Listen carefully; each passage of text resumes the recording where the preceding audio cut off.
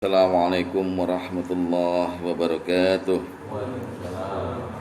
Alhamdulillahilladzi hadana lihadza wa ma kunna linahtadiya laula an hadanallah. Asyhadu an la ilaha illallah wahdahu la syarikalah wa asyhadu anna Muhammadan abduhu wa rasuluhu la nabiyya ba'dah. Allahumma shalli wa sallim wa barik ala Muhammad wa ala alihi wa sahbihi wa mawalah wa la haula wa la quwwata illa billah. Amma ba'du fa ya ibadallah, usikum wa nafsi bittaqwallah wa ta'atihi la'alakum turhamun. Ma'asyiral muslimin wa sahabatul mukminin rahimakumullah. Sahabat Nurul Iman yang saya cintai karena Allah. Alhamdulillah, summa alhamdulillah dan katsiran thayyiban barakan fi. Kita kembali bertemu dalam pertemuan bab talak, pertemuan ke-9 ya, Pak Agus ya. 9 atau 8? Enggak ngitung. Enggak apa-apa. Jadi kita sampai saat ini masih bicarakan fikih talak. Saya ucapkan selamat datang kepada sahabat kita Pak Riki ya. Semoga bisa terus hadir. Amin. Dan kepada yang tidak hadir kita doakan semoga Allah rahmatilah mereka dan keluarganya. Termasuk kita minta janjinya Rasul bahwa kepada orang yang bermajlis zikir, majlis taklim akan dimudahkan jalan ke surga. Amin ya rabbal alamin. Dan kepada kita malaikat dan seluruh makhluk mendoakan, hatta semut di lubangnya dan ikan-ikan di langit, ikan-ikan di laut juga mendoakan. Mari tanpa berpanjang kalam kita teruskan bab talak dan rujuk ini masuk ke dalam bab 3, yaitu akibat hukum setelah perceraian atau akibat hukum pasca talak. Jadi orang kalau talak itu ya, kalau cerai, kita udah uraikan kemarin jenis-jenis talak segala macam, itu punya akibat hukum. Maksudnya apa? Maksudnya dia juga tetap harus mengingat ada hak dan kewajiban setelah talak. Baik hak itu harus dilaksanakan oleh suami, mantan suami atau mantan istri. Jadi nggak bisa gitu aja udah lepas, udah lega gue, udah nggak ada lagi. Tapi ada akibat hukumnya yang mesti dijalankan dan yang diatur dalam Al-Quran dan dalam hadis oleh Allah dan Rasulnya. Akibat hukum pasca talak. Ya.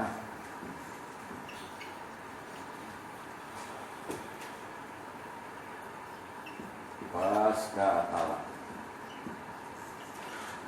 Nah, setelah seseorang atau sepasang suami istri itu bercerai atau talak itu, dia harus memikirkan satu, bahwa ada yang namanya iddah, pakai ain ya, iddah. Yang kedua, dia harus memikirkan masalah mahar. Jadi mahar ini kan kita udah pernah bicarain melalui 2 pertemuan ketika bicarain bab pernikahan kan. Maka mahar di dalam talak juga ada nanti diatur bagaimana mahar itu. Sebab kenapa mahar dibicarakan? Karena mahar itu kalau dalam lingkungan di zaman Rasulullah itu jarang ada orang yang bayar mahar seperti kita sekarang ini. Kalau kita kan bilang bil mahril maskur, kubil tu nikahaha wa taswijaha li nafsi bil mahril maskur. Saya terima nikahnya dan kawinnya si itu binti itu dengan mahar tersebut tunai. Kalau di sana enggak. Di sana mahar ditahan. Tidak disebutkan pula. Bisa disebutkan, bisa tidak disebutkan. Lalu habis itu dibayarkan setelah terjadi sempurna jima antara suami dan istri. Atau tidak dibayarkan dulu. Nanti nunggu laki-lakinya udah sekarat baru dia bilang, "Ini saya bayar mahar kamu." Dan biasanya maharnya besar-besar. Nah, jadi ada aturan mahar ya. Yang ketiga, kita akan bicarakan bahwa ada aturan nafkah. Yang keempat ada aturan hadonah. Hadonah itu adalah pengasuhan anak. Hadonah. Ya. Kemudian yang kelima kita akan membicarakan masalah hak waris dari mantan suami kepada istri atau dari mantan istri kepada mantan suami. Ada diatur sedikit. Dan ada kasus yang sangat besar ketika di zaman Utsman bin Affan nanti. masalah hak waris ini. Nah, jadi 5 ini merupakan akibat hukum setelah sepasang suami istri itu bercerai. Pertama iddah, mahar, nafkah, hadanah, hak waris. Masalah iddah sendiri yang akan kita bicarakan malam ini adalah maknanya, makna iddah, takrifnya, maknanya, makna bahasa dan makna istilah. Yang kedua kita akan bicarakan masalah kedudukan iddah. Ya, kedudukan itu artinya dalam syariat iddah itu berkedudukan seperti apa itu, kedudukan dan hukumnya. Dan yang ketiga kita bisa bicarakan jenis-jenis iddah. Nah, kalau struktur berpikirnya begini, nanti akan paham, gampang sekali memahaminya masalah iddah ini. Nah jenis-jenis iddah ini ada 9 nantinya, gitu ya, 2, 3, 4, 5, 6, 7, 8, 9. Pertama adalah iddah wanita yang masih haid.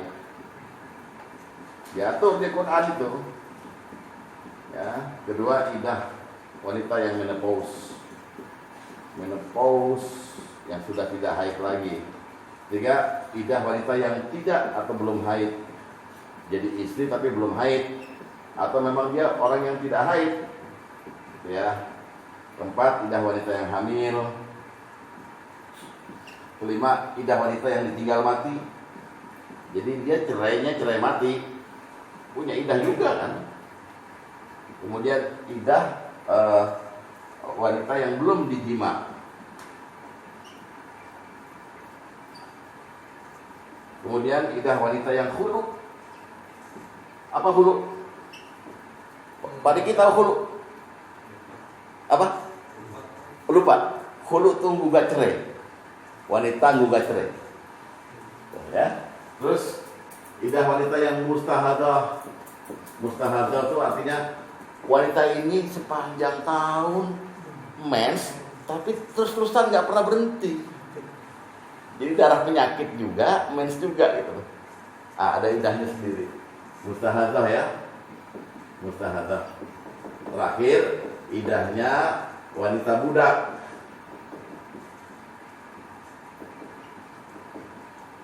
Oke. Kira-kira selera nggak buat ngomongin ini? Soalnya tanggung, kita udah ngomongin talak bain, talak roji. Kalau orang talak nggak menjalankan syariat ini, maka talaknya itu bukan talak yang ma'ruf. Dan kemudian nanti akhirnya kemurkaan Allah ada di situ gitu. Selalu kita berpatokan pada hadis yang pertama dulu, bahwa satu perbuatan yang halal tapi dimurkai Allah adalah talak. Nah, kenapa dimurkai? Bisa tidak dimurkai asal jalanin dengan ma'ruf, sesuai dengan perintah Allah selalu kan, lepaskan dengan baik atau tahan dengan baik gitu loh, dengan ma'ruf gitu. Udah dicatat belum? Kalau udah dicatat nanti saya akan mulai dari mulai iddah. Mustahadah. Pakai D.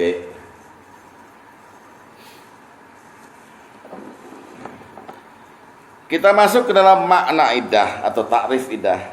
Makna ada 2 ya, makna secara bahasa dan makna secara istilah. Tolong dengarkan baik-baik supaya masuk ke dalam pikiran sahabatku sekalian ini.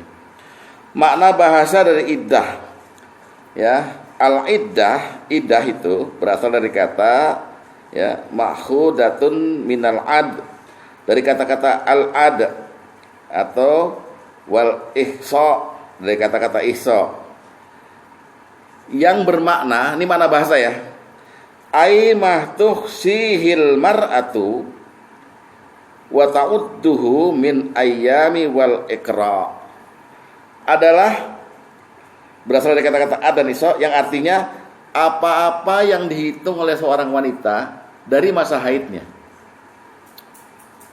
Ya, saya ulangi ya, apa-apa yang dihitung dari seorang wanita, jadi menghitung dia nih dari masa haidnya. Saya contohin yang simpel aja nih. Kalau dari bahasa ya, seorang wanita haid, udah haid kan, berarti kan dia nggak sholat, nggak boleh sholat kan? Ya, dan setelah selesai haid dia kan nggak dikodok sholatnya juga. Ya, karena Aisyah pernah bersaksi, kunna nu'maru biqodoi shaum wala nu'maru biqodoi shalah. Kami diperintah untuk mengkodok puasa tapi tidak diperintah untuk mengkodok sholat. Nggak sholat kan? Tiba-tiba haidnya yang berupa darah itu walaupun setetes udah nggak muncul, maka dia wajib yang namanya mandi bersih ya, mandi junub. Selesai itu dihitung sama dia, oh saya mulainya Senin, berarti saya berhentinya Jumat. Oh haid saya itu 5 hari, Senin, Selasa, Rabu, Jumat. Tapi bulan depan lihat lagi jarak antara setelah dia masa suci dengan mulainya haid berapa? Oh ternyata 10 hari lagi dia haid lagi. Hitung tuh hari haid yang ini berapa? Oh 5 juga. Jaraknya sama nih 10 hari. Yang ke situ 10 hari. Oh berarti dia wanita yang haidnya hanya maksimal 5 hari dengan jarak 10 hari. Paham? Iddah secara bahasa tuh begitu. Seorang wanita yang sibuk menghitung. Ini juga dari kata-kata al-iddah. Ketika Bapak bicara soal ayat puasa, wa man kana minkum maridun aw ala safarin fa iddatum min ayyamin ukhra. Ya, bagi mereka yang sakit maupun dalam perjalanan, maka hitung min ayyamin ukhra. Min ayyamin ukhra itu 2 yang dihitung. Hari puasa dia berapa hari, hari enggak puasanya berapa hari. Itu namanya hitung. Jadi hutang dia yang enggak puasa itu gitu. 1 bulan dikurangin yang puasa menjadi yang tidak puasa. Paham nggak? Ya, itu dari segi bahasa. Di seorang wanita menghitung haidnya. Tapi haid disilakan dengan wal ikra. Maksudnya ikra itu artinya sebenarnya masa haid. Yang kalau bicara hitung, bicara satuan. Saya menghitung duit. Duit apa? Rupiah, dolar, ada satuannya. Nah, idah ada nggak satuannya? Ada. Satuan idah yang baku itu kuru dan bulan. Kuru dan bulan. Nanti ketemu di ayatnya. Wanita yang ditalak hendaknya menahan diri, idah 3 kuru. Ada lagi di ayat lain. Wanita ini hendaknya beridah 3 bulan. Lain ini. Kalau kuru yang diperhatikan haid 3 kuru. 1 kuru dihitung setelah dia mandi. Udah kan? Nunggu lagi dong. Haid lagi. Terus udah selesai haidnya, dia mandi 2 kuru. Gitu terus, nunggu lagi. Haid lagi. Udah bersih 3 kuru. Kalau 3 bulan enggak lihat haidnya. 3 bulan hari sejak dia dicerai, dia beridah 3 bulan. Ya 3 bulan yang kalender. Maka kita harus juga memperhatikan perintah Rasulullah atau statement Rasulullah. 1 bulan dalam tahun kemariah itu bisa 29, bisa 30. Yang berlaku saat itu aja. Nah kalau kita ngitungnya kan nggak pakai tahun kemariah, dicerai 1 Desember, maka hitung itu berarti kira-kira kalau ini ya, kalau pakai bulan tanggal 30 Maret selesai dia beridah. Paham ya? Kalau lihat bulan. Jadi bukan haid yang dihitung, tapi bulan. Ya, ini satuannya. Ini satuan idah nanti. Supaya nggak bingung, kuru itu bersih dari haid lah, kira-kira begitu. Walaupun ulama berbeda pendapat ini mengenai kuru. Kuru ya haid itu. Ya kalau 3 kali haid kan tetap mesti dihitung antara haidnya. Iya dong. Masa haidnya doang 5 hari, 5 hari, 5 hari. Berarti 15. Makanya dipakai istilah kuru, yaitu bersih dari haid.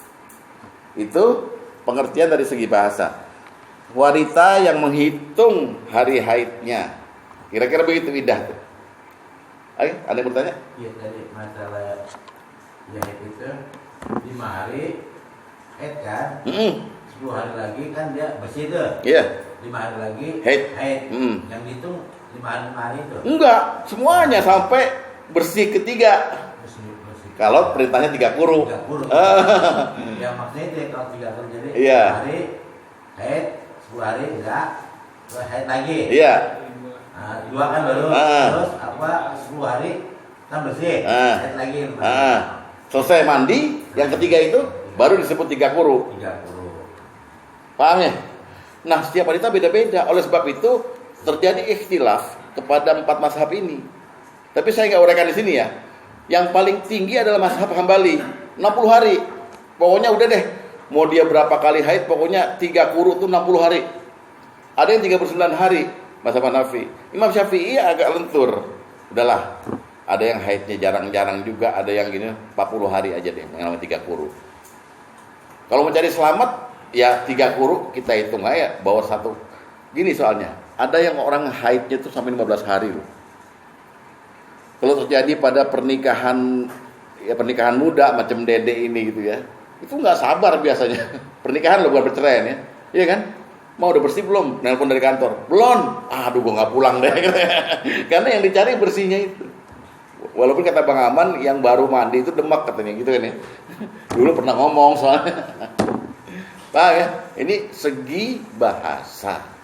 Karena segi istilah. Iddah menurut segi istilah adalah wahiyah dan iddah itu wahiyasmun adalah nama lil muddatil lati, ya, adalah nama untuk menyebut masa atau waktu. Ya, lihat ya, waktu. Tantaziru fihal mar'a. Waktu seseorang perempuan menunggu. Sekarang menunggu nih. Yang tadi menghitung. Nunggu apa? Ya. Watamtani'u antan tanwiji ba'da, dan menunggu dan mengikuti peraturan gitu. Ba'da, setelah firaqihi laha, dia dicerai dari suaminya, atau setelah wafati zaujiha, suaminya mati. Jadi segi istilah adalah iddah itu adalah masa seorang wanita menunggu dan memperhatikan syarat-syarat penunggu itu gitu ya, setelah dia dicerai oleh suaminya atau setelah dia kematian suaminya, itu iddah. Nah, Bapak sekarang mau pakai yang dua-duanya harus dipakai. Sebab nanti ada hitungan yang memang semua ini ada hitungannya. Tapi istilahnya terus ya, dia menunggu setelah kematian suaminya atau bercerai dengan suaminya dan tidak diperbolehkan menikah. Jadi masa tunggu itu tidak diperbolehkan menerima lamaran, menikah dan sebagainya. Sampai masa tunggunya selesai dengan satuan ini. Itu iddah. Perempuan dicerai, ada kewajiban langsung baik di suami maupun di istri menghitung iddahnya. Paham ya? Hitung iddahnya. Kalau nggak dihitung susah, nanti kayak kasus adanya Bang Aman ya, si Mary itu. Kalau laki ngitungin dia ngomong talak itu. Nah, kenapa harus dihitung? Ada hikmah disyariatkannya iddah ini. Pertama, membuka kesempatan kepada dua-duanya untuk balik. Iya dong? Nah, kalau dua-duanya kepengen balik, kan dua-duanya harus sadar udah berapa lama dia dicerai. Dan laki-laki udah berapa lama dia mencerai. Cerai 1 Januari, maka laki-laki bilang, masa kesempatan saya rujuk adalah kalau pakai kuru, dia mesti hitung. Maka dia telepon kan, "Mah, kamu udah haid berapa kali?" Kalau bulan 3 bulan. Kalau bulan enak. Dia langsung hitung aja, berarti saya harus merujuk dia sebelum 30 Maret. Jadi dua-duanya, dan itu Al-Quran yang menyuruh untuk menghitung itu, baik pihak suami maupun pihak istri. Jangan menantang udah ini talak, udah talak, terima ada orang mamat nggak boleh. nggak boleh. Itu namanya ngebet. Yang perempuan nggak boleh terima. Tapi lah ini dia nih, Bapak kalau baca kompilasi hukum Islam Indonesia yang akhirnya belum jadi undang-undang itu ya, usulan dari Profesor Dr. Musdah Mulia ini ngaco ini, bahwa masa idah itu nggak hanya berlaku bagi laki-laki, perempuan, laki-laki juga gitu. Dari mana itu dia? Nggak punya dalil itu. Untung DPR nggak setuju itu. Kalau DPR setuju, bapak-bapak yang menceraikan dan mau kawin lagi harus punya masa idah. Emang dia punya mens apa? Dan dalam menentukan boleh nggak kita lari-lari? Aku mau hitung kuru aja, aku mau hitung bulan. Nggak bisa. Kuru dan bulan ini udah ditentukan. Yang mana yang kuru, yang mana yang bulan? Yang paling aman yang mana? Bukan. Masing-masing ini lain. Ini ada yang hitungannya kuru, ada yang hitungannya bulan. Nggak boleh dipilih. Cerita talak ya. Talak ini yang mana nih? Yang kuru berdasarkan kuru atau bulan? Kita jangan mau ambil enak tuh, hitung aja bulan gitu kan dengan Nggak bisa. Nggak bisa. Nggak bisa. Harus mana yang kita ambil? Iya. Yang dialami apa? Kalau Bang Aman mentalak dalam keadaan istri masih haid, hitungannya hanya kuru, nggak bisa bulan. Tapi ini bulan, gitu lain-lain. Nah, jadi udah ditentukan, nggak bisa dipilih. Gue cerai lu nanti gue. Itu satu hikmahnya. Hikmah yang kedua, disyariatkannya idah adalah untuk mengetahui secara pasti kondisi rahim istri. Apa? Kalau dia hamil, dia udah nggak mungkin lagi haid. Maka orang dulu kan nggak mungkin beli tespek atau nggak mungkin USG ke bidan, maka dia nunggu sebentar lagi saya haid, dicerai nih, sebentar lagi saya haid, ternyata nggak haid, mungkin penyakit, maka lihat lagi, totonya haid berarti nggak hamil. Tapi kalau nggak haid selama 3 kali nggak datang lagi, pasti hamil. Nah, idah itu hikmahnya itu, ini kalau saya hamil berarti anak si suami yang menceraikan. Udah itu aja. Supaya kalau nanti dia habis dia udah hamil, orang hamil lain lagi idahnya kan. Lagi hamil, maka dia nggak boleh menerima laki-laki. Walaupun dicerai nih, hamil, karena orang hamil dia punya idah setelah dia lahir si bayi baru boleh menerima lamaran. Paham ya? Sehingga nggak ada pencampuran nasab karena bayinya udah lahir, bayi dari suami yang pertama ini yang mentalak gitu. Itu hikmahnya 2 itu. Oke? Jadi kalau orang pacaran tuh diteleponin, udah lahirnya tunggu dulu, siapa tahu penyakit gitu ya. Iya. Abis itu jangan ditimpel lagi. Itu nambahin namanya. Ya? Oke, kita lihat dulu hikmahnya dulu. Silakan dibagikan. Hikmahnya ada di dalil nomor pertama tuh dari fikih sunnah dari saya Sabiq. Saya ambilnya.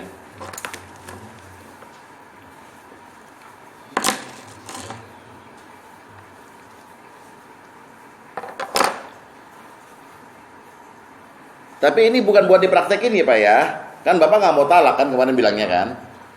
Nah, jadi ini untuk pengetahuan aja. Siapa tahu Bapak jadi kepala KUA, ya kan? Udah? Pak Sugeng udah dapat. Ya udah. Kita baca dalil pertama ya. Hikmatu masru'iyyatiha. Hikmah disyariatkannya iddah. Oke. Apa hikmah pertama?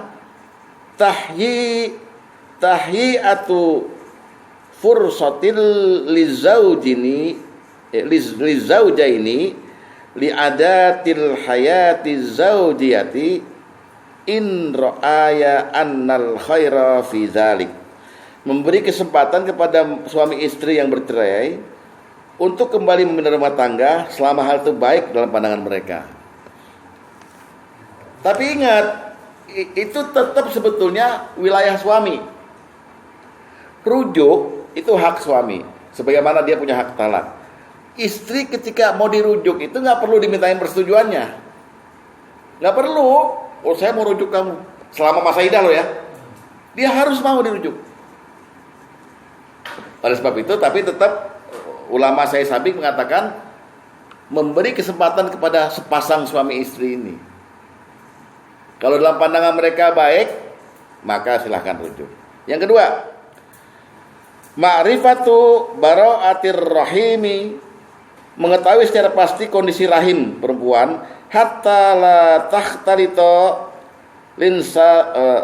liinsabu ba'duha bi ba'din. Untuk mengetahui secara pasti kondisi rahim perempuan sehingga tidak terjadi pencampuran nasab janin yang ada dalam rahimnya. Ya. Pokoknya kalau orang haid berarti tidak hamil. Tapi ketika dia tidak haid-haid, ya, disuruh 3 kuruk, udah nggak haid nih. Curiga. Tadi dulu, nunggu lagi haid kedua, nggak haid juga. Karena dia secara bahasa ini udah menghitung haidnya dia kan. Udah menghitung, saya ini wanita dengan jenis orang yang haid 10 hari, terus bersihnya 20 hari. Nah dia hitung, loh kok nggak haid juga? Yang ketiga, nggak haid juga, saya hamil. Oleh sebab itu, saya hamil ini masa idah 3 kurun ditinggalkan masa idahnya nanti setelah lahir. Paham ya? Jadi nggak dicampurin nasabnya sama suami yang baru kalau dia mau nerima lamaran. Anaknya anak siapa gitu. Jangan kayak Mansur S. Ini anak siapa, perbuatan siapa, hamil 3 bulan saja gitu.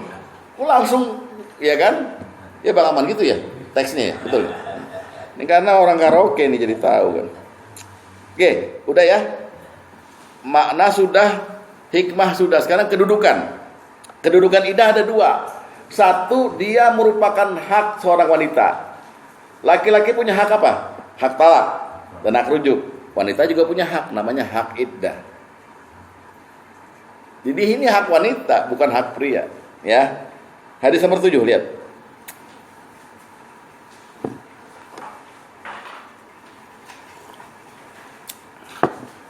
Dah? An Maliki an Yahya ibni Sa'id an Sa'id ibn al-Musayyab. Dari Malik, dari Yahya bin Sa'id, dari Sa'id bin Musayyab. Ya, bahwa dia berkata, yuqalu at-talaqul lirrijal. Talak adalah hak laki-laki, wal iddatul linnisa, dan iddah adalah hak wanita. Ini gampang dihafal enggak? Gampang ya?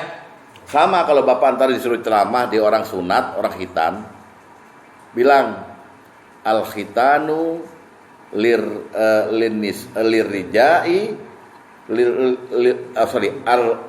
al-khitanu lirrijalu as-sunnah walin nisa'i makromah. Khitan itu bagi laki-laki sunnah, bagi perempuan itu kemuliaan. Sama itu hafalannya begini juga. Hah? Sunnah itu jangan diartikan fikih. Sunnah itu maksudnya kebiasaan yang sudah turun-temurun dari Nabi Ibrahim. Wajib. Untuk bedain orang kafir dengan orang Islam kan lihat zakarnya juga bisa. Belum sunat, berarti kafir lu gitu. Tapi jangan lihat punya amat ya. Kedudukannya itu pertama, dia hak seorang wanita yang dicerai, punya iddah. Ya. Kenapa disebut hak? Karena laki-laki nggak boleh nyampurin mantan istrinya yang dicerai itu, diganggu gitu loh. Udah main sebelum, dulu nggak boleh diganggu. Dia harus menjalani idahnya dengan baik, dengan haknya. Yang kedua, idah itu wajib. Idah itu wajib. Lihat dalil nomor 9. Kembali lagi ke kitabnya Syekh Said Sabiq ya. Lihat ya, udah ya. Wa kanatul li'iddati ma'rufah fil jahiliyah. Pada dasarnya istilah iddah sudah dikenal sejak zaman jahiliyah. Wa kanu la yakaduna yatrukunaha falamma ja'al islamu aqarraha lima fiha min masalih. Nah ini dia. Pada saat itu mereka hampir tidak pernah meninggalkan kebiasaan ini. Jadi pada saat Islam belum ada di masa jahiliyah, iddah sudah ada. Iddah sudah ada. Ya. Terus sampai Islam datang, kebiasaan iddah tetap diakui. Karena dalam iddah ada maslahat. Ada manfaat yang besar. Oke? Terus wa ajma'al ulama ala wujubiha. Para ulama sepakat wujubiha. Hukum iddah adalah wajib. Liqaulillahi ta'ala, berdasarkan firman Allah Ta'ala, Al-Baqarah 228 tuh lihat ntar ya, ntar aja lihatnya. Dan nomor 2 firman Allah Ta'ala lagi di At-Tolak ayat 1. Bunyinya Al-Baqarah begini. Wanita-wanita yang ditalak hendaknya menahan diri, menunggu 3 kali quru. Oh, hendaknya perintah. Terus lihat yang At-Tolak. Wahai Nabi, apabila kamu menceraikan istri-istrimu, maka hendaklah kamu ceraikan mereka pada waktu mereka dapat menghadapi iddahnya yang wajar. Dan hitunglah waktu iddah itu. Yang disuruh siapa? Suami. Kalau yang tadi di Al-Baqarah yang disuruh perempuan, hendaknya dia beriddah, menahan diri. Yang di At-Tolak yang disuruh suami. Hitung. Terus nomor 3 adalah perkataan Rasulullah ketika berkata pada Umar bin Khattab, hendaknya dia merujuk kembali lalu menahannya hingga dia suci dari haid dan hingga dia suci kembali. Bila dia Ibnu Umar mau menceraikannya, maka dia boleh mentalaknya dalam keadaan suci sebelum dia menggolinya. Itulah iddah. Fatilkal iddatu kama amrallahu azza wa jalla. Itulah iddah sebagaimana yang telah diperintah Allah azza wa jalla. Jadi perintah, hukumnya wajib. Kedudukannya dia sebagai hak dari perempuan yang ditalak. Yang kedua dia wajib. Wajib diperhitungkan oleh dua pihak. Jadi bapak menyeraiin jangan lepas gitu aja. Bebas gua, enggak. Saya menyeraikan dia. Walaupun bapak nggak mau rujuk, walaupun talak bain kubro sekalipun, tetap perhatikan iddahnya dia itu. Ya, udah jelas? Sampai sini jelas nggak? Ada yang mau tanya lagi? Ya. Sebelum kita berlanjut ke jenis-jenis iddah. Emang kalau ya, misalnya saya mentalak ini. Ya. Oke. Mak apa itu seminggu itu nggak ada urusan misalnya saya ya artinya udah nggak ada saya balik lagi itu Nggak ada masalah. Nggak ada. Ya, oke, udah nggak jadi masalah. Kan kita masih wajib rujuk dengan yang istri lama. Bukan wajib. Kalau mau. Kalau mau, nah kita ini udah kawin lagi, tapi masa ini kan masih ada nih, boleh? Boleh. Jadi, boleh balik ke situ. Balik ke sini. Cuman bapak juga mesti bilang sama yang kedua. Iya. Orang baru kawin sama sono, dia mau balik kan bingung dia. Ini kan gitu. Udah kawin sama yang mudaan, balik ke yang tua lagi. Jadi nggak masalah. Nggak masalah, itulah bebasnya laki-laki. Ya. Ada lagi yang mau tanya? Belum mending berani, wah, nanya begitu. Ada lagi mau tanya? Udah? Oke, kita mulai sekarang jenis-jenis iddah. Yang pertama adalah iddah wanita yang masih haid. Normal nih, wanita normal dicerai, tapi dia masih haid nih. Nah kita buka dulu Al-Baqarah yang tadi, Al-Baqarah 228. Ya kita buka.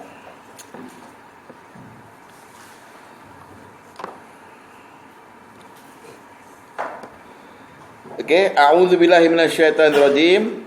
Wal mutallaqatu yatarabbasna bi anfusihinna salasata quru. Oke. Wanita-wanita yang ditalak hendaknya menahan diri menunggu 3 kali quru. 3 kali bersih dari haid. Ini perintah Allah. Nah, terus disebut di situ nggak boleh menyembunyikan rahimnya hamil apa tidak. Jadi jangan ngibul, jangan bohong. Ada pernah artis yang menceraikan istrinya ketika malam pertama dia tahu istrinya nyembunyiin betadin supaya masih dibilang perawan. Pecah betadin di plastik itu gitu. Istrinya Farid Harja. Lagu romantika irama tempo dulu itu lagu. Ya. Nah itu istrinya dicerai pada malam pertama itu gara-gara istrinya menipu perawan apa tidak. Nah jangan ada tipuan di dalam masa iddah ini. Hamil bilang hamil, haid bilang haid gitu loh ya. Terus Nah, kenapa? Dan suami-suaminya berhak merujuknya dalam masa menanti itu jika para suami menghendaki islah. Jadi dalam masa iddah itu hendaknya engkau menunggu apa? Menghitung haid, menunggu rujuk. Paham? Ya, ini secara umum dulu nih. Pokoknya dia masih haid. Lihat hadis nomor 3.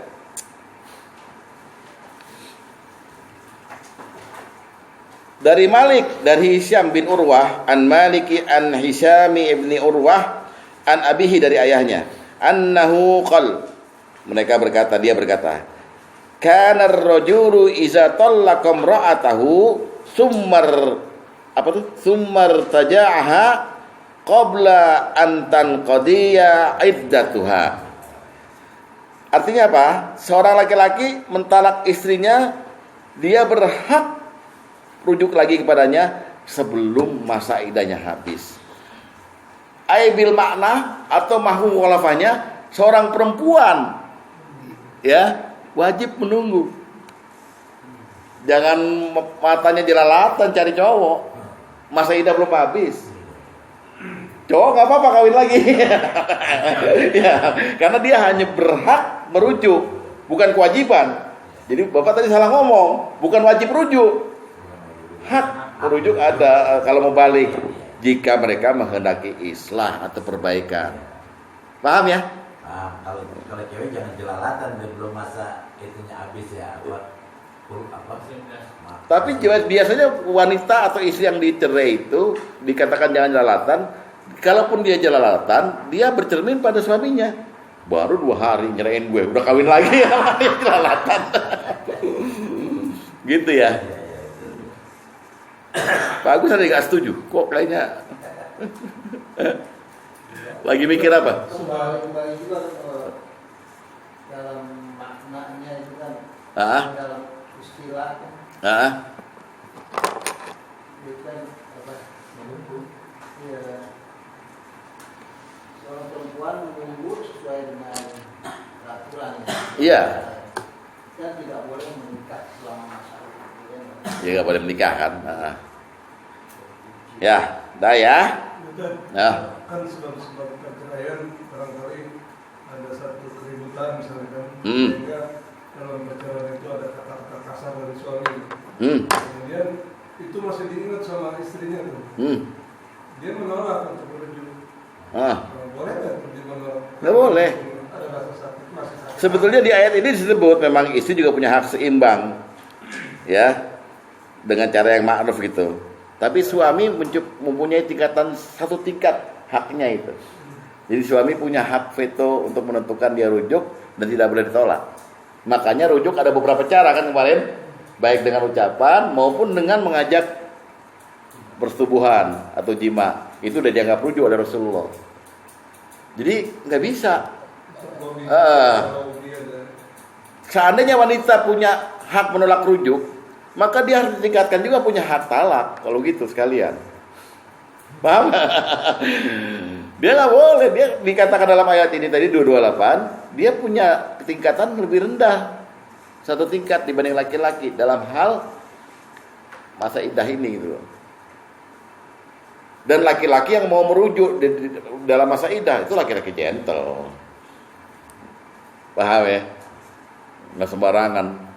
Gitu. Maaf, bisa satu lagi nih. Iya. Untuk wanita nih, kalau mau 3 bulan lah masa setelah tahap itu, kan 3 bulan kan belum ya. Baru 2 bulan dia nih karena suami nggak negara gimana? Nah, belum tahu sih, hanya pacarannya boleh kalau sekedar pacaran, nggak boleh juga. Nanti ada nih. Ada di sini. Nggak boleh.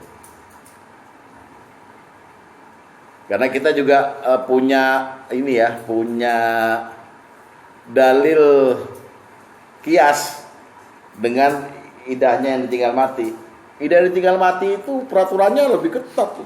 Nggak boleh keluar rumah, nggak boleh nyisir, nggak boleh apa segala macam. Udah mati. Iya. Artinya memang perempuan itu mesti menjaga kehormatan. Iya. Maka itu istilah janda muda atau janda aja deh. Itu kan dikonotasikannya negatif kan? Apalagi dari Kerawang nih, dari Indramayu. janda tuh dari mana? Kerawang. Katanya langsung. Padahal kita nggak tahu dia tuh solehah, hafal Quran misalnya. Tahu?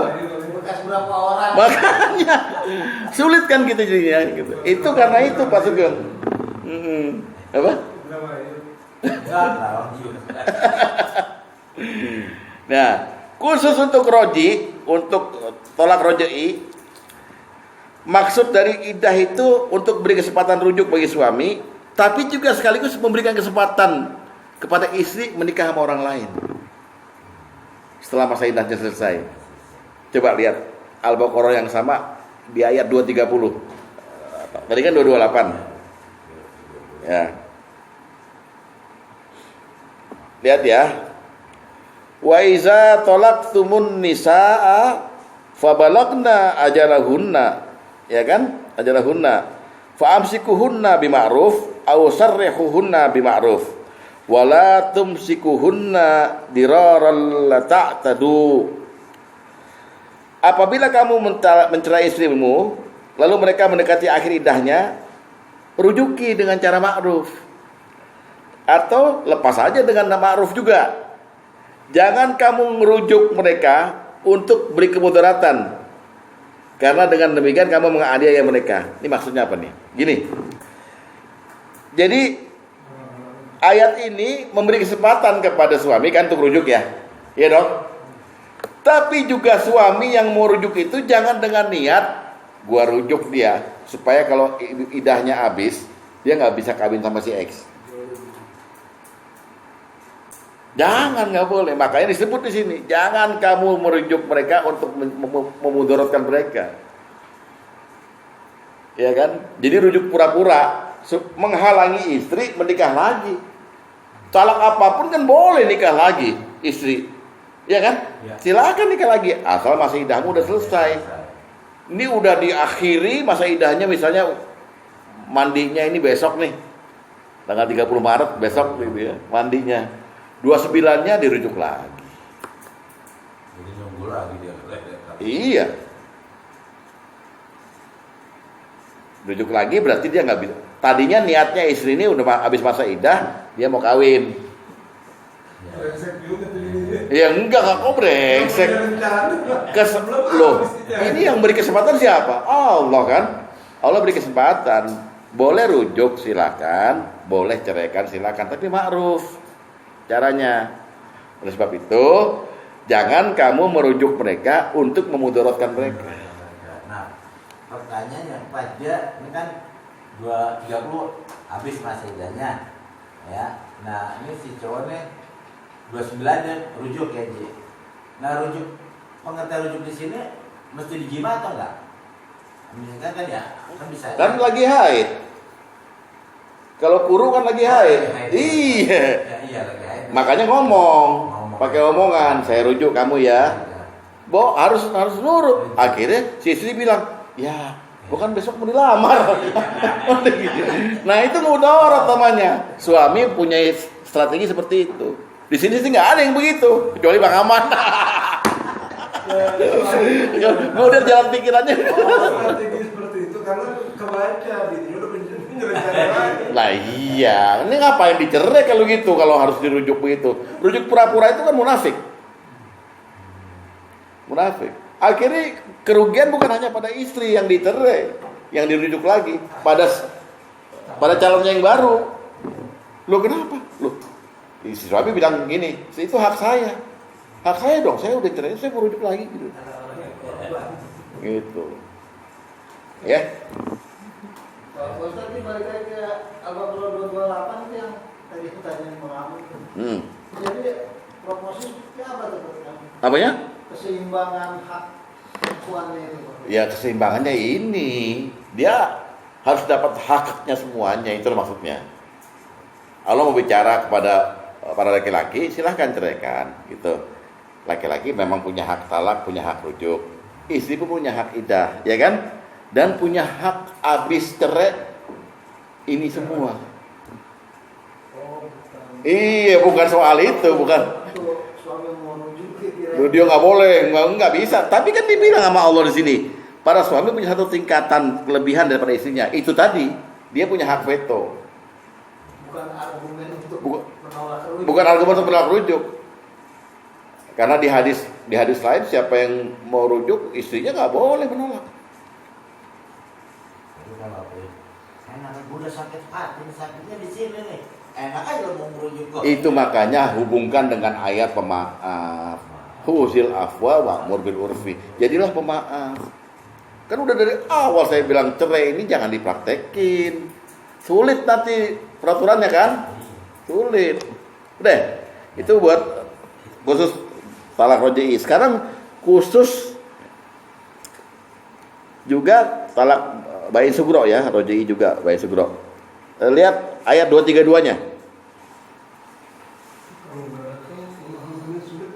Apa? Kalau nggak ada pemahamannya agak sulit. Iya, makanya hadir. Mudah-mudahan lihat YouTube bisa Iya. lagi. Ya, lihat di 232-nya.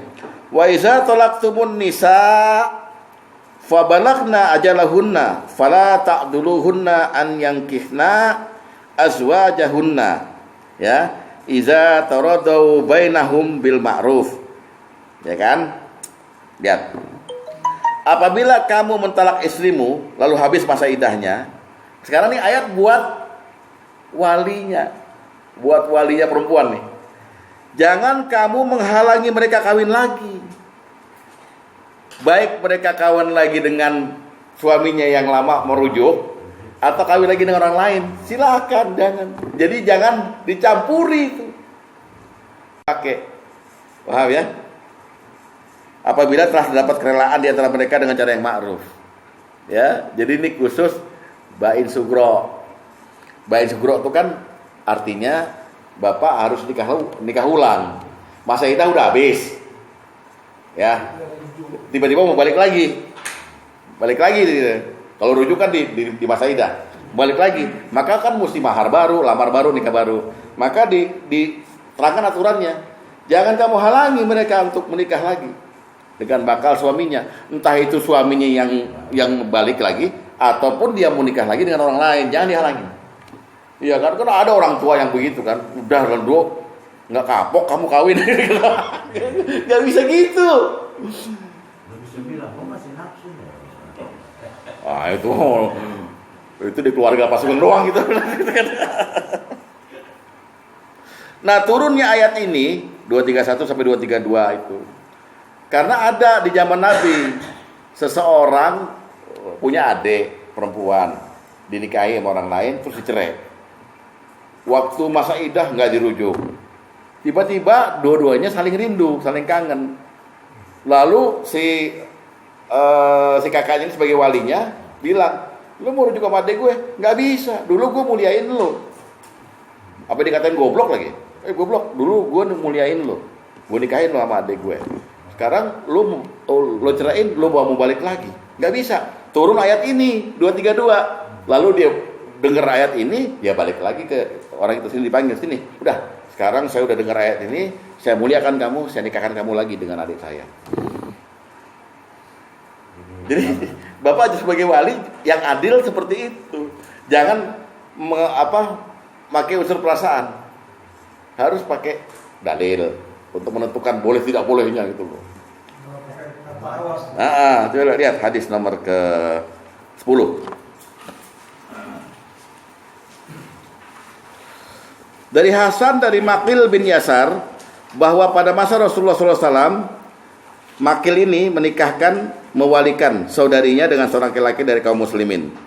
Lalu saudarinya itu tinggal bersama suaminya beberapa waktu, kemudian suaminya menceraikan begitu saja. Ketika masa idahnya usai, ternyata pasangan itu saling merindukan dan ingin kembali bersatu.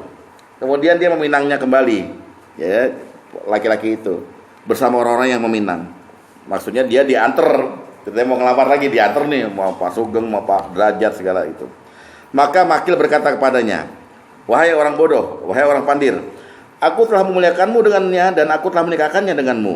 Lalu kamu menceraikannya. Demi Allah, dia tidak akan kembali lagi padamu untuk selama-lamanya.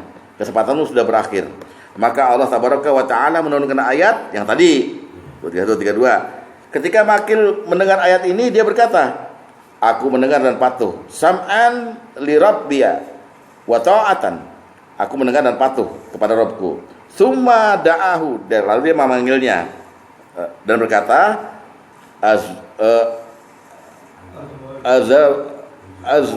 azwijuka wa akrimuk. Aku nikahkan kamu lagi dan aku muliakan kamu. Paham ya? Ini aturan juga buat wali ada nih. Oke, itu adalah jenis iddah yang orang masih haid nomor 1. Sekarang jenis iddah yang kedua apa tuh?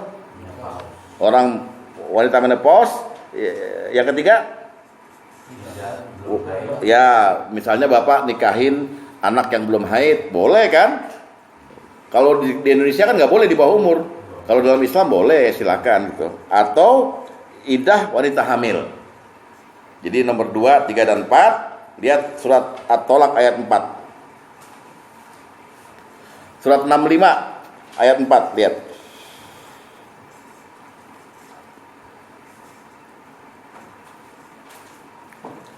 A'udzubillahi minasyaitonirrajim. Wallahi ya'isna minal mahidi min nisaikum inirtabtum fa iddatuhunna salasatu ashhur.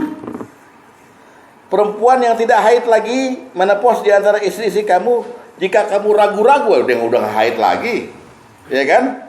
Maka masa iddahnya adalah 3 bulan, bukan 3 kuru.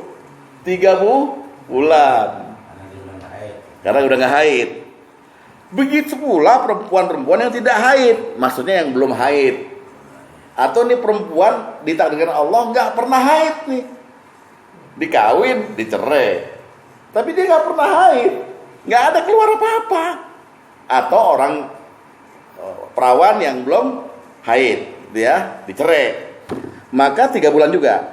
Sedangkan perempuan-perempuan hamil, iddah mereka ialah saat anak brojol, boleh langsung terima lamaran. Ngerti? Jadi masa kehamilan dia itu dicerai, dia nunggunya lamaran itu, ya pada saat dia hamil nggak boleh pacaran, berhubungan akrab dengan orang nggak boleh. Sampai dia melahirkan, baru dia boleh menerima pinangan. Iya, betul. Oke, udah jelas ya. Jadi 1 udah, 2, 3, 4 udah ya. Iya. 4. Yang tidak belum ada. Hah? Belum ada. Ya itu ada. Di ayat itu gimana sih? Sama. Dibaca dong. Perempuan yang tidak haid lagi atau menopause di antara istri kamu, jika ragu-ragu masa iddahnya 3 bulan. Dan begitu pula perempuan yang tidak haid loh. Nah, terus dan hamil, maka iddahnya melahirkan. Jadi mesti diginiin kali ya, biar jelas. Ini 3 kuru. Ini sampai sini 2 ini 3 bulan. Sedangkan ini brojol. Ya. Nah, istilah kita. Ada kan ya di atau beda kan? Bukan kuru lagi kan? Nggak ngelihat haid,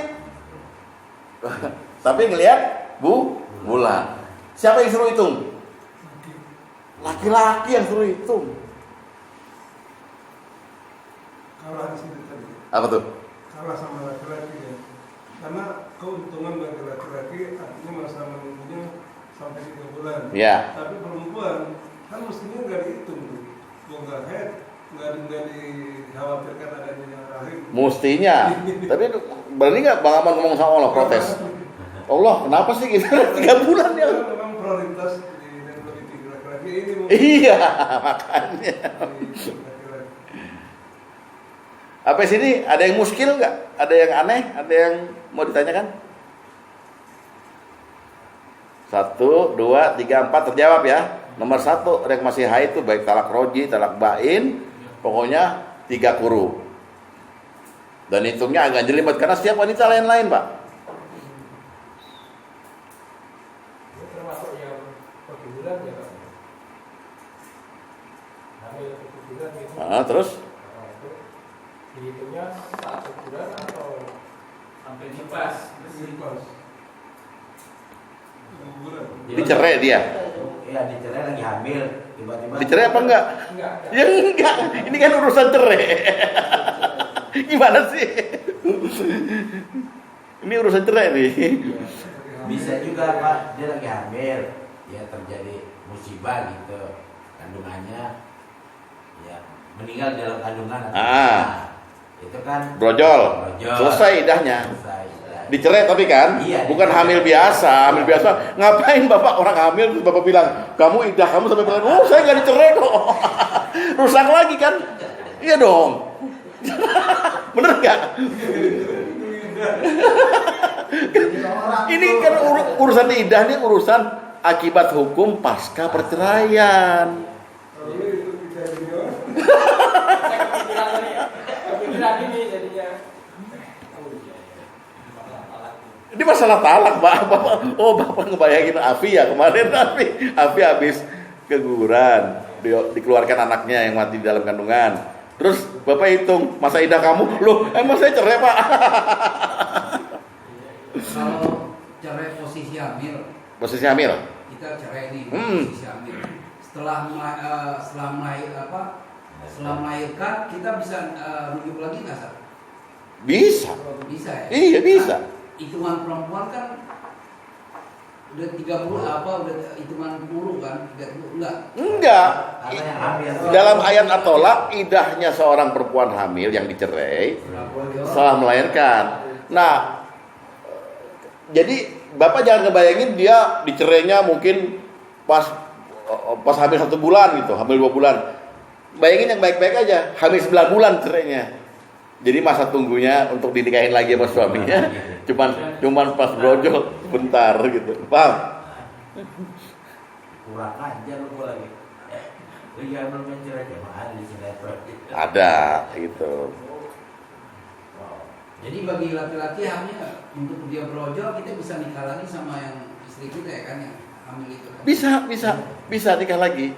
Tapi gini, dalam beberapa kitab disebut gini, kalau Anda nikahin lagi istri yang dicerai pada waktu hamil, maka Anda mesti nunggu 60 hari dalam mazhab Syafi'i. Nifasnya bersih dulu.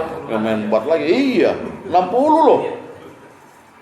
60 maksimal. Yang baru. Nah, ada yang 40. Ngelamar lagi, Sar? Lamar baru. Lamar baru. Bisa langsung Iya.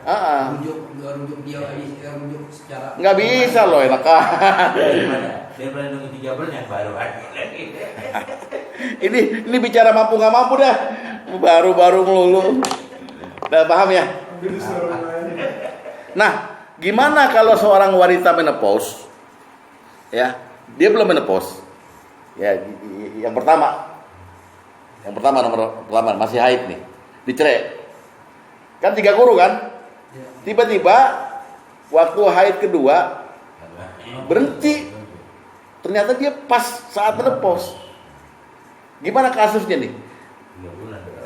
Makanya dia pakai idah yang mana? Pakai idah yang kuruk diterusin apa gimana gitu. Supaya dia mau kawin lagi nih. Nah, itu ada jawabannya di hadis nomor 8. Lihat. Itu saya tadi yang udah lari-lari kita ngambil patokan. Ya, tapi kan ada kasusnya nih, lihat. Dari Said Ibn Musayyab dia berkata, Umar bin Khattab berkata, wanita mana saja yang dicerai, kemudian dia mengalami sekali haid nih ya, atau 2 kali haid, tapi setelah itu dia menopause, dia berhenti nih, gitu. Lihat baik-baik. Fa innaha yantaziru tis'atan ashur, maka hendaklah dia menunggu sampai 9 bulan. Idahnya 9 bulan. Padahal dia menopause tuh. Jadi tadinya dia normal, ngambil yang kuruk, tiba-tiba berhenti, kok nggak haid lagi saya? Ya, sekali haid, kok nggak haid lagi? Oh, saya menopause nih, udah periksa dokter gini. Maka tunggu sampai 9 bulan. Apabila dia hamil, maka dia menjadi halal setelah melahirkan. Maksudnya boleh nikah sama orang lain. Tapi kalau dia tidak hamil saat itu 9 bulan tambah 3 bulan lagi, setahun. Paham nggak? Tuh. Kalau dia habis haid, dia nggak haid lagi. Itu ada makna bahwasanya itu dimasuki kehamilan. Dan ada juga Iya. Iya kan? Iya, dua kemungkinan. Satu dia menopause atau dia hamil kan? Makanya ketika dia haid, terus yang kedua ditunggu-tunggu kok nggak haid juga, maka dia tunggu lagi sampai yang ketiga kan? Wih, tapi dicek nggak hamil, maka dia langsung harus menjalani masa iddah 9 bulan. Kalau dalam 9 bulan dia cek lagi, oh nggak hamil kok, gitu, ya. Di bulan ke-10, 1, 2, 3 tambahin lagi 3 bulan. Kalau pas ini pas dia nggak haid lagi, dia periksa saya nih hamil atau menopause. Ternyata dia menopause. Menopause, iya. Ini hukum tetap nih 9 bulan. Enggak, menopause balik lagi ke hukum menopause. Oh, 3 bulan saja. Oh. Ini menopause Iya. 3 bulan. Oh iya. Harus ikut campur ahlinya nih. Iya makanya. Kalau nggak datang sekarang rugi kan? Nah ya. Sekarang nomor berapa? Nomor 5, iddah wanita yang ditinggal mati. Al-Baqarah 234. Dibuka.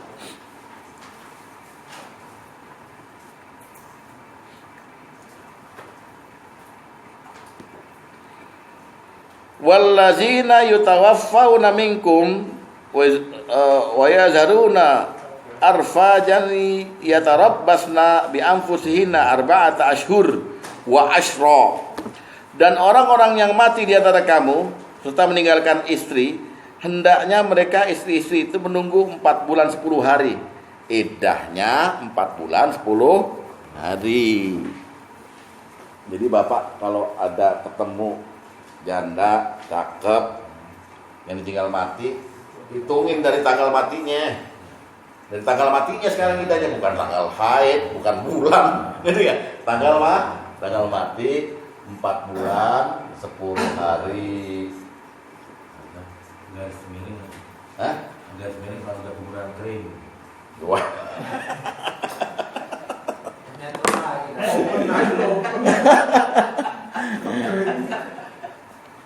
4 bulan 10 hari itu dari tanggal kematian. Ya. Nah, si istri di masa iddah itu ngapain? Hadis nomor 6. Janda ditinggal mati nih, ngapain nih? Dari Ummu Atiyah bahwa Rasulullah SAW bersabda, janganlah seorang perempuan berkabung atas kematian seseorang lebih dari 3 hari kecuali suaminya yang mati. Jadi kalau orang lain yang bukan suami mati, kita boleh sedih 3 hari. Tapi kalau suaminya mati, nomor 1, hendaknya dia berkabung 4 bulan 10 hari. Kata-kata berkabung maksudnya dia iddah, menunggu, menghargai suaminya yang sudah meninggal dengan tidak melirik laki-laki lain. 2, dia tidak boleh berpakaian warna-warni kecuali kain yang tenun. 3, dia tidak boleh mencelak matanya. 4, dia tidak boleh menggunakan wangi-wangian kecuali jika dia telah suci. Dia boleh menggunakan sedikit sun dan atfar dan tidak menyisir.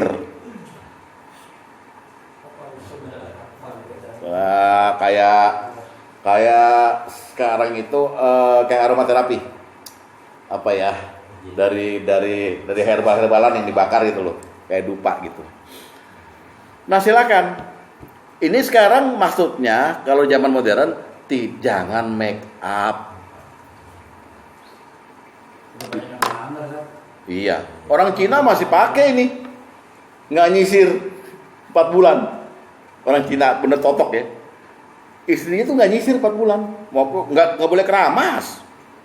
Kalau orang Cina tambahin nggak boleh keramas gitu. Nah ini pokoknya jangan mengadakan aksi menghias diri sehingga orang laki tertarik. Ya, 4 bulan 10 hari. Yang suaminya mati. Iya kan suaminya lagi ngomongin suaminya mati.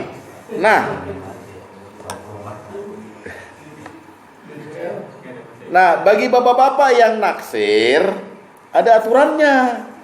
Untuk janda yang masih masa iddah 4 bulan 10 hari. Kalau minat boleh sindir, jangan janji. Nyindir aja. Jangan janji. Coba lihat dulu Al-Baqarah 235. 235. Lihat.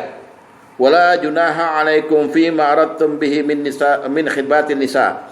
Dan tidak ada dosa bagi kamu meminang wanita janda itu dengan sindiran, atau kamu menyembunyikannya keinginan mengenai mereka dalam hatimu. Allah mengetahui bahwa kamu akan menyebut-nyebut mereka dalam hal itu.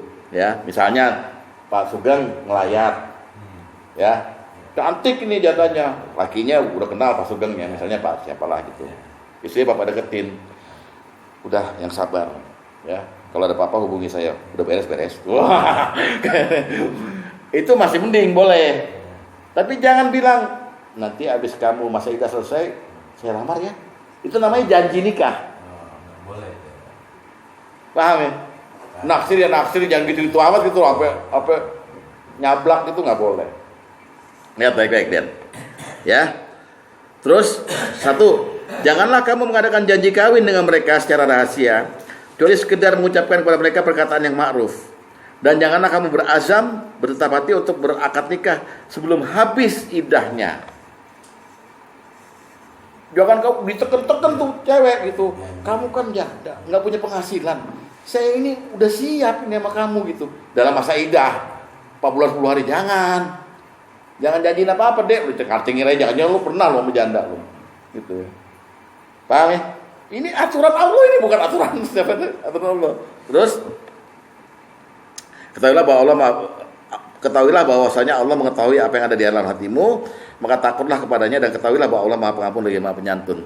Jadi gini loh, jangan Bapak merasa karena mungkin punya kelapangan harta yang banyak, ya, modal yang banyak itu. Ini kebetulan cantik nih yang Bapak minat itu. Jangan Bapak merasa menjadi Tuhan.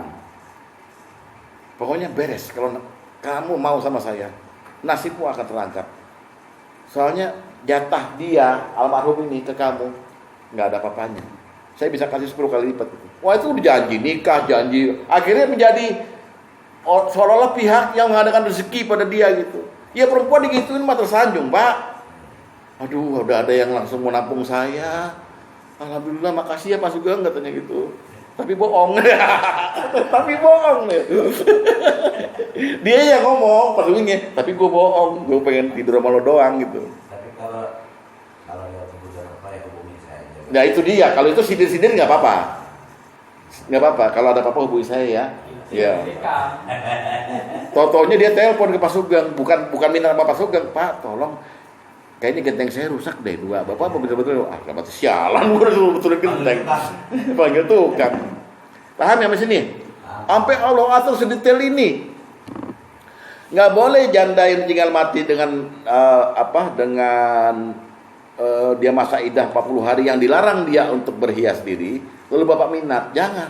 Pakai etika lah. Sindir boleh gitu. Sampai kita ketemu lagi ya di 4 bulan mendatang. Nah, itu mending nyindir itu. Ya, kalau yang si cewek juga tanggap. Kalau enggak, ngapain 4 bulan lagi? Ye, gitu. Tadi kemudian Leoni gitu Ya. Nah, ini lihat kata-kata yang boleh ketika kita berminat kepada janda dicerai mati dan dia dalam masa iddah. Hadis nomor 14.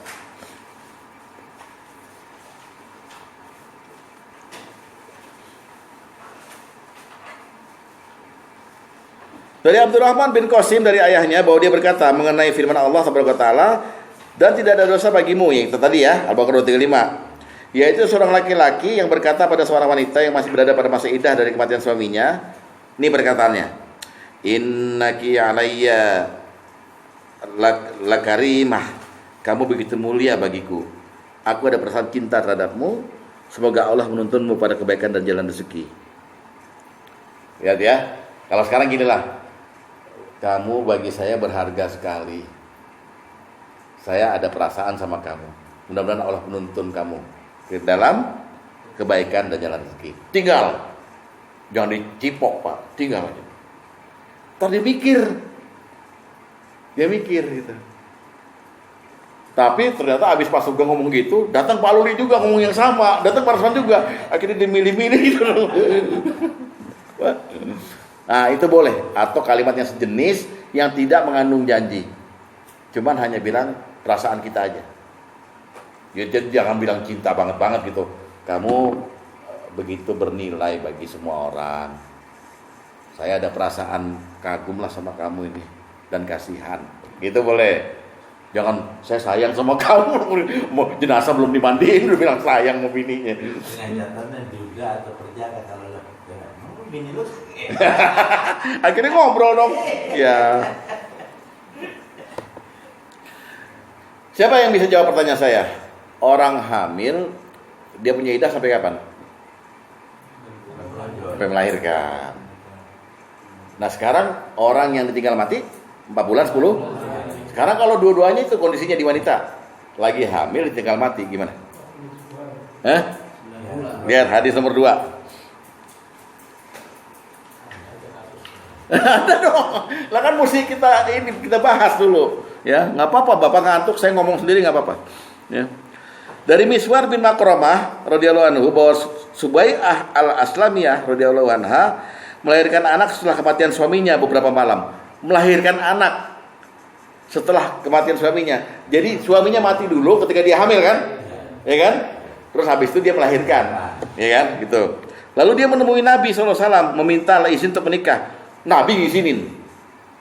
Artinya dia tidak pakai iddah 4 bulan 10 hari. Tapi pakai iddah hamil. Paham? Ya, jadi Bapak jangan sok tahu. Ada istri hamil, udah 9 bulan, lakinya mati, dia belum lahir. Bapak langsung tentuin 4 bulan 10 hari. Ya salah. Karena dia punya 2 kondisi, hamil dan ditinggal mati. Karena ada cabang bayi itu. Ada cabang bayi melahirkan, udah dia berhak untuk dia minta izin Nabi nikah lagi, ya kan? Cuman itu Bukhari, ya di Bukhari. Di Muslim lihat lagi. Dalam satu lafaz riwayat Muslim, Zuhri berkata, aku berpendapat tidak apa-apa seorang laki menikahinya meskipun darah nifasnya masih keluar. Lihat baik-baik Pak Sugeng. Hanya saja suaminya tidak pernah menyentuhnya sebelum dia suci dari nifas. Iya gitu dong. Pakai etika juga Pak. Bapak bilang pakai kondom aja nggak apa-apa, yang penting jangan becek gitu. Bapakku mana? Bapakku mam. Bapak udah tinggal. Ini bapak yang asli. Pendapat Muslim boleh ya? Hitungannya 40 hari ya? Enggak. Pas lahir. Pas lahir. Gitu. Ya. Terus bukan hanya ditinggal mati yang 14 hari. Ada kasus suami goib sampai dinyatakan mati oleh yang berwenang. Misalnya, suami ikut penerbangan ke Tokyo. Kapal meledak di udara. Yang diragukan bukan dia udah mati atau belum. Yang diragukan dia ini nggak ada ikut naik pesawat itu apa kabur. Paham nggak? Nah kan berarti ada beberapa kemungkinan. Gimana?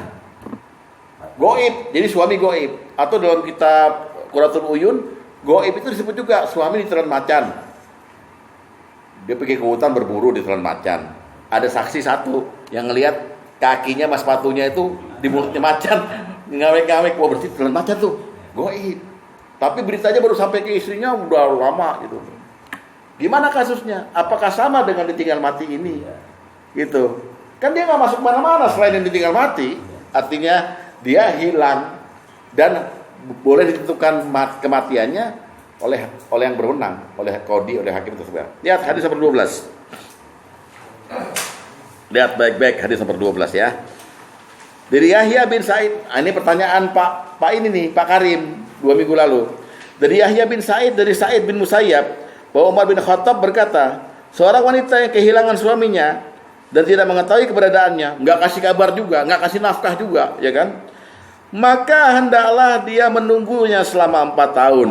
Lihat, 4 tahun. Kemudian menjalani masa iddah lagi selama 4 bulan 10 hari. Jadi 4 tahun nggak datang, dinyatakan meninggal. Baru.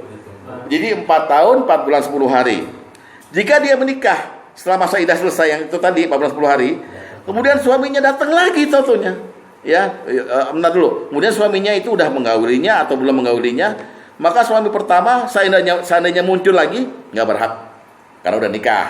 Tapi kalau dia belum nikah lagi setelah 4 bulan 10 hari itu, maka yang lebih berhak laki-laki yang ini lagi ya suaminya yang hilang itu. Cuman ya nekat banget. Udah 4 tahun 4 bulan 10 hari dia baru muncul lagi. Gue datang. Dia lebih berhak ketimbang laki-laki lain yang menikahinya.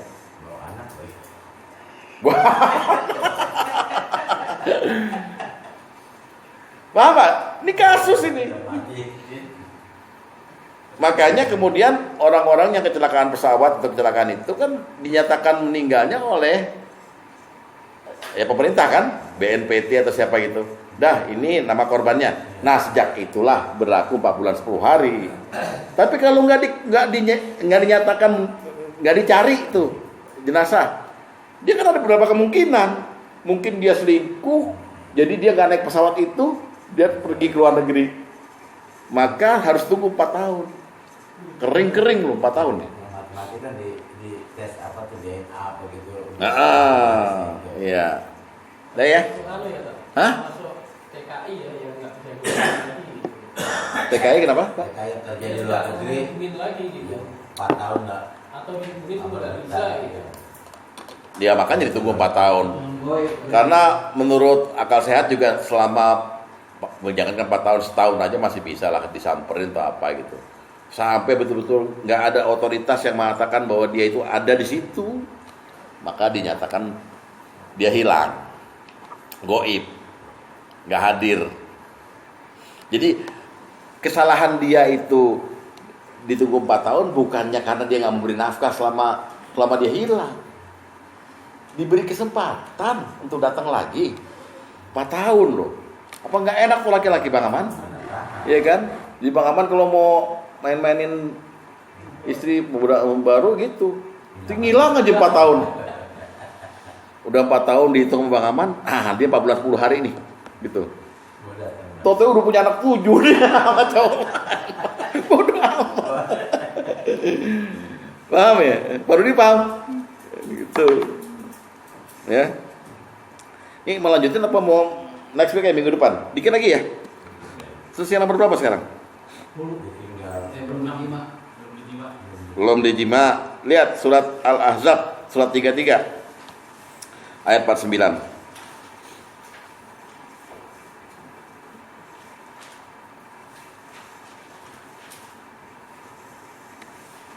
A'udzu billahi minasyaitonir rajim. Ya ayyuhalladzina amanu idza nakahtumul mu'minati tsumma talaqtumuhunna min qabli an tamassuhunna fama lakum 'alaihinna min iddati ta'tadunaha.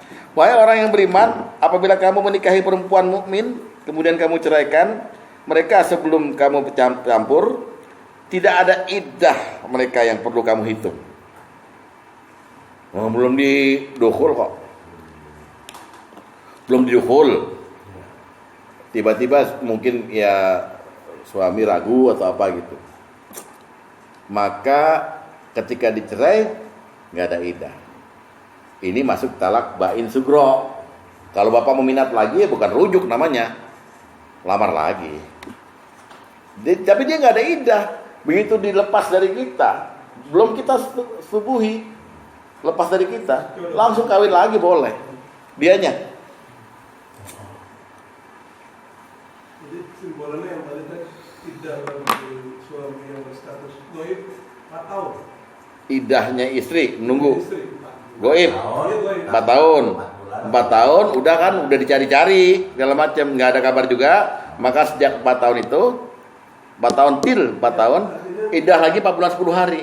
Artinya selama 4 tahun perempuan itu udah boleh menikah. Hah? Bukannya malah enak loh. Setahun kami di Iran tahun. Emang lu hilang?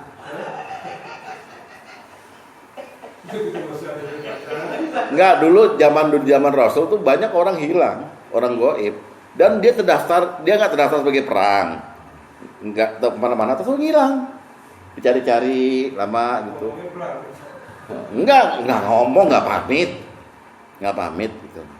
Nah ini banyak di kitab-kitab tasawuf kisah hilangnya laki-laki ini karena diambil jin, dijemput jin, dinikahin sama jin wanita kayak gitu. Nah, saya nggak bahas itu di sini lah, karena kita nggak punya bukti empirik kan gitu ya.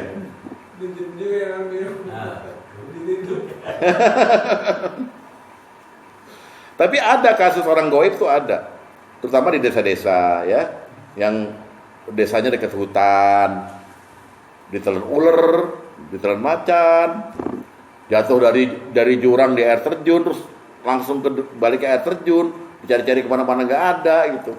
Nah itu tunggulah 4 tahun, 4 kali lebaran. Ada yang diculik juga tuh, Oke. Tadi berarti ya, idah wanita yang dicerai dan waktu cerai belum disetubuhi, ya belum dijima sama sekali gitu, nggak ada idah, no idah. Ya. Tapi gimana kasusnya kalau dia belum disetubuhi, nggak dicerai, ditinggal mati?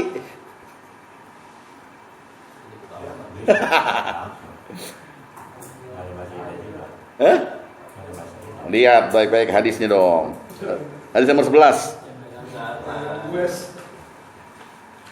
Hadis nomor 11. Dari Alqamah dari Ibnu Mas'ud bahwasanya dia pernah ditanya tentang seorang laki-laki kawin dengan seorang perempuan di mana dia belum memberikan maharnya, belum menyetubuhinya. Lantas laki-laki itu meninggal dunia. Ibnu Mas'ud berkata, perempuan itu berhak mendapatkan mahar seperti layaknya perempuan lainnya, tidak kurang dan tidak lebih. Dia wajib beriddah dan juga berhak dapat warisan. Padahal belum disetubuhi loh. Ya. Maka berdirilah Makil Ibnu Sinan Al-Syajai dan berkata, Rasulullah SAW pernah menetapkan terhadap Barwa bintu Wasik seperti apa yang telah ditetapkan ini. Jadi Rasulullah pernah ada kasus seperti itu. Wanita dinikahi orang, belum disetubuhi, maharnya belum dikasih. Dia kan statusnya suami istri nih, laki-lakinya mati. Berarti dia istri dari ini kan, janda dari ini. Maka dia pakai iddah yang 14 hari.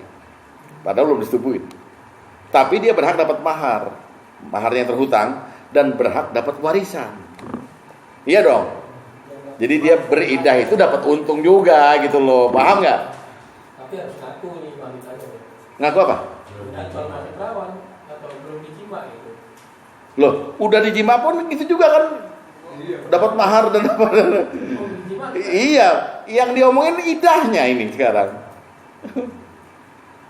Ini kan wanita yang ditinggal mati ini udah dijima nih mestinya normalnya kan. Janda. Ini belum. Iya, kan baru dinikah. Belum dijima. Iya. Ditinggal mati. Iya, terus Khusus dia. Dia harus jujur.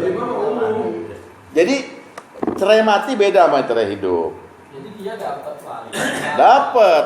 Dapat. Tapi kalau dia hidup ditalak, maka dia nggak punya idah, nggak dapat warisan juga, ya kan? Oh. Tapi dia wajib beriddah. Iya, wajib beridah. Beridahnya wanita yang ditinggal mati. Oh, wajib beriddah mati. Iya. Masuknya ke rumus itu, Pak, kembaliin ke situ. Gitu. Nah, ini kalau nggak datang bingung kan? Kenapa? Apa? Belum dijima kan ada masa iddahnya. Iya, masukinnya ke ditinggal matinya. Tapi dia untung. Dia wajib iddah. Kan dia bilang, gua kan belum dijima. Iya, kamu wajib iddah. Kamu kan dianggap sebagai istri yang sah. Oleh sebab itu kamu dapat maharnya, nggak lebih nggak kurang, dan dapat warisan. Ada hak yang wajib tadi. Iya. Paham ya? Itulah kebijaksanaan Rasulullah. Padahal hukumnya di Al-Quran, kalau belum dijima, cerai hidup, maka nggak wajib iddah. Tapi ini belum dijima, ditinggal mati. Maka masuknya dalam idah ini, idah ditinggal mati, gitu ya. Pas buka kaget mati. Pas buka kaget jantungan, lu kali. Ini bedanya belum dijima, ini mati dapat waris. Dapat waris, Kalau tapi hidup, idah. Iya, idah kita dapat waris juga kan. Iya. Tapi kalau hidup Iya. dapat waris. Nggak dapat pasti orang udah lepas, Iya. udah lepas dan ini kan nggak mati. Waris kan dari orang mati ke orang hidup. Kalau pas yang bertanya nih, mahar sama serah-serahan sama nggak? Lain. Kecuali kalau diucapkan ketika ngelamaran, ini adalah mahar saya. Kalau ini seserahan itu hadiah. Kalau dalam bahasa Jawa itu dia peningset atau penangsang buat ngiket. Supaya lo jangan dilamar orang lain lagi, jangan mau. Diiket dengan hadiah-hadiah gitu. Mahar ini yang terima tuh istri ya? Harus istri, itu hak istri. Istri. Bapak ikut kan bab mahar waktu itu nikah di sini di ruangan ini. Ini ngasih mahar nggak waktu itu? Bukan permasalahannya. Jadi mahar itu untuk istri ya? Itu istri dong. Mahar ya taruh ada kan 10 gram cincin, Ya. uang. Ya. Gitu ya, Untuk istri. Tapi suami nggak apa-apa nerima kalau istrinya sedekah. Mas ini mahar saya, biarin buat ini biar hidup kita. Nggak apa-apa. Terima dan makanlah mahar itu. Itu ada ayatnya di Al-Quran. Bermasalahnya jadi lu yang bolan jadi orang tuanya nggak dapat apa-apa gitu. Nggak dapet. Ini gua tahu larinya kemana. Emang pengeretan ini. Bukan pengeretan. Ini jual anak kalau ini. Jadi makanya, nah gue orang tuanya dapat apa bro? Makanya saya tanya beda serah-serahan sama mahar. Kasih kan. Ntar kita ngomongin di mahar lagi ya. Kita ngomongin di mahar kan minggu depan. Oke, sekarang wanita yang khulu, hadis nomor 4.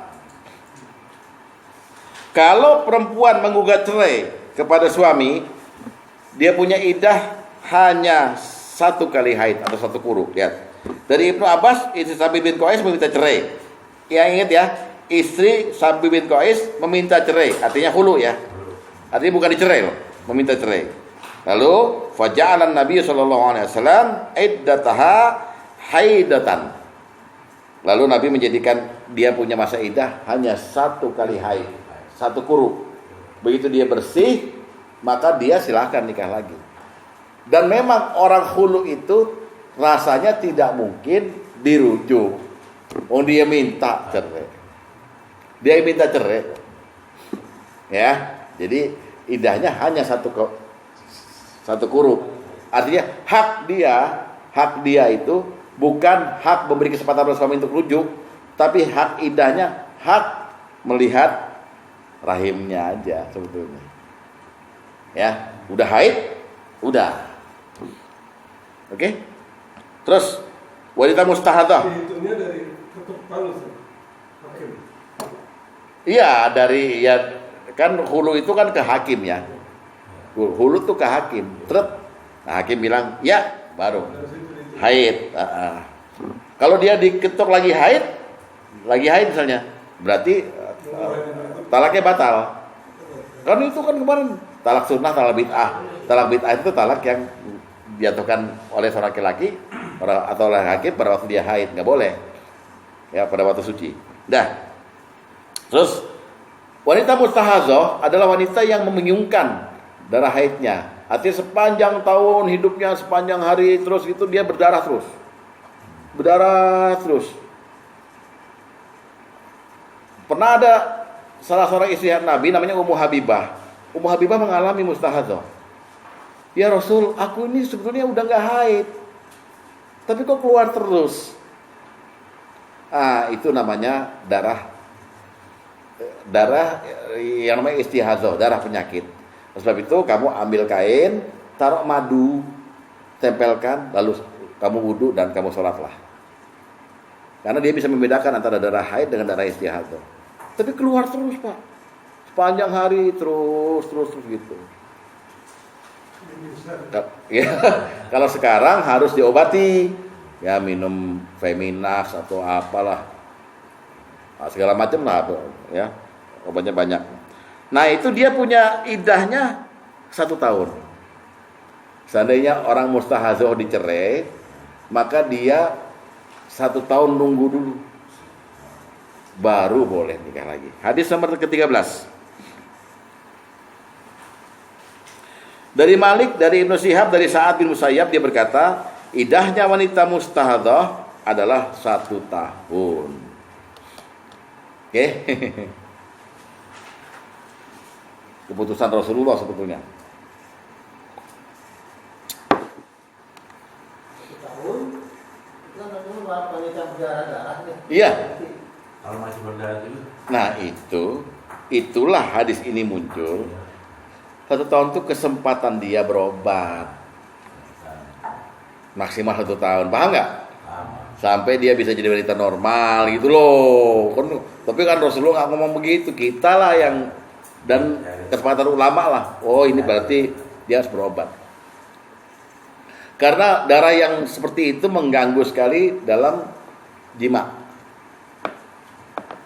Ya, artinya laki-laki juga ragu kan nggak boleh menyetubuhi istri yang lagi haid kan, ya, bukan hanya makruh tapi haram. Ya. Terakhir adalah hamba sahaya, dalam posisi si perempuannya sebagai budak nih. Jadi perlu diketahui begini, kalau laki-lakinya budak, istrinya bukan budak atau istrinya budak, maka laki-laki hanya punya hak talak 2 kali. Orang normal, orang merdeka 3 kali. Talak 1, talak 2, sama talak bain, talak 3. Kalau budak laki-lakinya, lalu istrinya mau budak atau bukan, maka laki-laki hanya punya hak talak 2 kali. Talak 1 dan talak bain, kubro. Paham ya? Begitu pula haknya iddahnya separuh jadinya. Nah kita lihat sekarang. Sekarang kita lihat di bain kubro ya. Hadis nomor 15.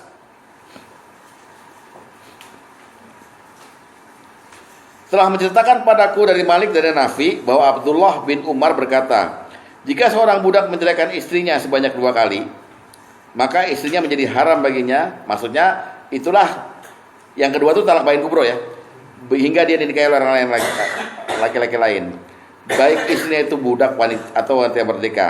Dan masa iddah wanita merdeka adalah 3 kali haid, ada 3 kuru kan, sedangkan masa iddah budak wanita adalah 2 kuru.